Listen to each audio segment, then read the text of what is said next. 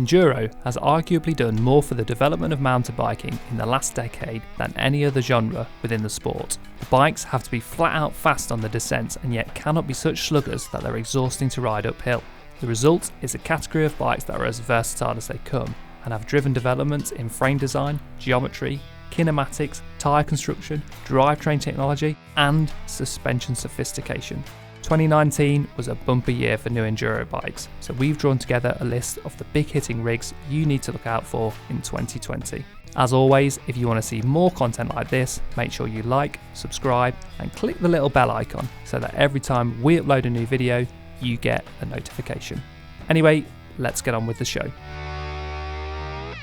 Giant's Reign has been in their range for the last 15 years and has always been their gnarly terrain eating all-rounder, and for 2020 it now comes with 29-inch wheels. The Reign has a fairly conservative 146mm of rear wheel travel, but as we all know, it's quality, not quantity that counts. Giant have stuck to their ever faithful Maestro suspension linkage, which is no bad thing, and, in our experience, it offers trail smoothing competence with pedalling efficiency that shouldn't leave you gasping at the top of every climb.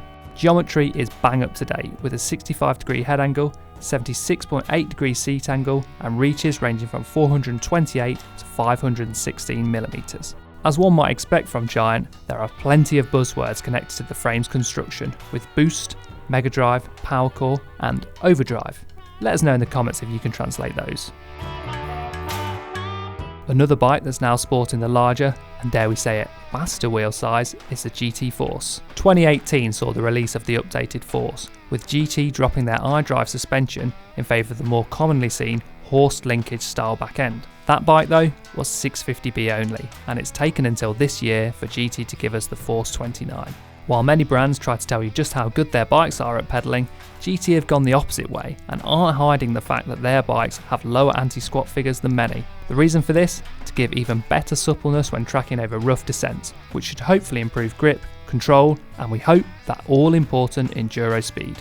To further counter where other brands are heading, GT even recommend using less sag, down to around 25% rather than the usual 30% on enduro-style rigs. With lower anti-squat giving more supple suspension, you can run slightly higher pressures without compromising grip and comfort.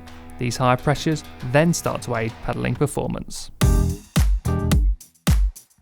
Could the orange switch be a taste of things to come? While not a completely new concept, 2020 really could be the year the mullet bike takes off. That's outside of downhill.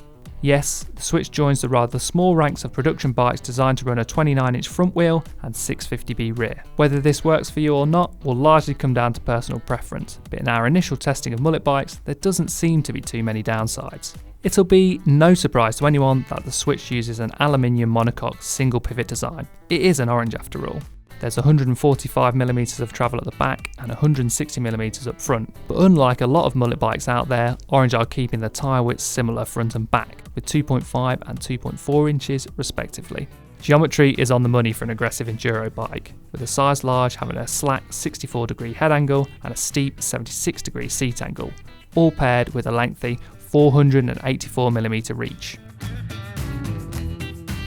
We're afraid that this bike is rather UK centric, given that it is only available from the Go Outdoors Superstore, but we still think it's a bike well worthy of its place on this list. The Calibre Sentry is, we reckon, one of the best value budget enduro bikes out there, with a price tag of £2,000. That's assuming you have the all-important £5 Go Outdoors discount card, and if you don't have that, you're missing a trick. Not only does the £2,000 model have great kit for the cash, with a Yari, Guide RE brakes and an NX Eagle drivetrain, but it also has super progressive geometry, proving good design doesn't have to cost an arm and a leg. If you've got slightly deeper pockets, an extra £800 gets you the top end Lyric RC2 fork and a super deluxe coil shock with a remote lockout. Bang for buck, we don't think there's any better EWS ready bike on the market right now, but don't forget to let us know in the comments if you think otherwise. We've kept you guessing as to what would complete the list. Could it have been the Santa Cruz Mega Tower? Or maybe the Atherton's prototype enduro bike? Ibis, Transition and Privateer also had a great shout of getting on the list. However, how could we not run down the top 2020 enduro bikes without the brand new and almost genre defining Specialized Enduro? Yes, you'll be no doubt well aware that Specialized have released 3 new bikes this year, the Epic Hardtail, the Kenevo e-bike and the Enduro, and we think they're all really good. The Enduro has been developed alongside the demo downhill bike, with a focus on making it as smooth and therefore as fast as possible down a hill. The new linkage with a shock mounted low in the belly of the Enduro gives a more rearward axle path. This helps to get the rear wheel out of the way on harsh edges, meaning less rear wheel hang-ups and that all important buttery smooth ride. While it's carbon only and far from cheap, Specialized have pretty much defined the Enduro category, and this generation Enduro shows no signs of giving up their stellar reputation in the gravity-fed market. So there you go, our top 5 Enduro bikes for 2020. We've no doubt that you'll have your own ideas of what should be in there, so please let us know in the comments. And as always, don't forget to like this video, subscribe to the channel and click that little bell icon so that every time we upload a new video, you get a notification.